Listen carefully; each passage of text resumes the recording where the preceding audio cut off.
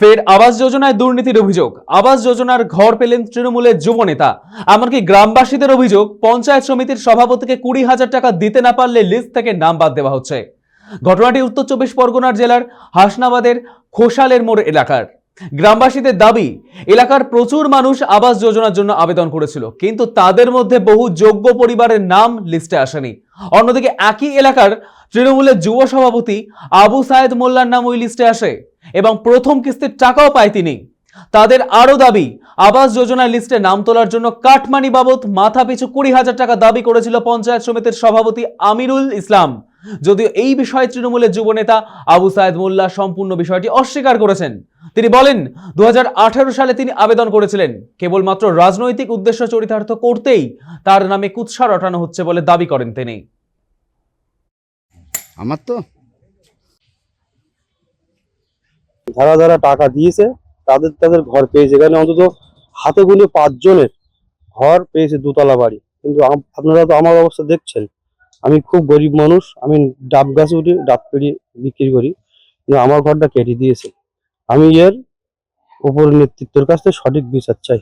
18 সাল থেকে আমাদের সার্ভে লিস্টে নাম ছিল, আমরা যথারীতি নাম আমাদের এই লাস্ট হিয়ারিং অবধি ছিল নাম। এই লাস্ট যখন হিয়ারিং হলো, সভাপতি যুব সভাপতি এদের সঙ্গে আমাদের একটু মনোদ্বন্দ্ব, আর টাকা দিতে পারিনি বলে আমাদের ঘরগুলো লাস্ট হিয়ারিং কেটেছে।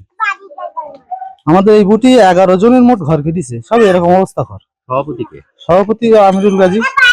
আমার দাদা বাড়ি নেই, আর আমি আমার মেজদা বড়দা দুজন আর্মিতে চাকরি করে, তাদের বাড়ি আছে। আমার দাদা বাড়ি নেই। আপনারা এসেছিলেন, আমি শুনলাম বাড়িতে, নিশ্চয়ই দেখেছেন। আমি টাকা পেয়েছি 60,000, তার কাজ চলছে, আমার ঘর চলছে। আর আমার তো 2018 সালে আমার এই ঘরের নামে লিস্টটা ওঠে, আর আমি তো যুব সভাপতি হলাম 25 সালের শেষে। আচ্ছা, হ্যাঁ, আর আমি পাওয়ার যোগ্য কি যোগ্য না, কয়েক দফায় তো অফিসাররা এসে দেখেছে, তারপর যোগ্য আছি বলে আমার নামটা এখনো আছে এবং আমাকে টাকা দিয়েছে। অযোগ্য হলে কেন দেবে সরকার আমাকে টাকা? আমি তো বেকার, আমি চাষবাস করি। যুব সভাপতি বলে এই না যে আমি পাওয়ার যোগ্য না। আমার দায়িত্ব অফিসাররা তদন্ত করে যোগ্যতা দেবে, এলিজেবল। যারা অযোগ্য মানে বড় লোক, পাকা বাড়ি, তাদের দেবে না, ইনএলিজেবল করবে। এটা তো অফিসাররাই করে। আমি যেভাবে স্বচ্ছ রাজনীতি করেছি, বছিরহাট সাংগঠনিক জেলায় মনে হয় এত স্বচ্ছ আর সততার ব্যক্তি নেই। এটা যারা কুৎসা করবে।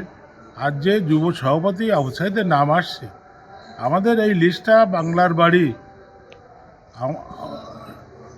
সূচনা হয়েছিল 18 সালে, সেই আমলে এই লিস্ট হয়েছিল।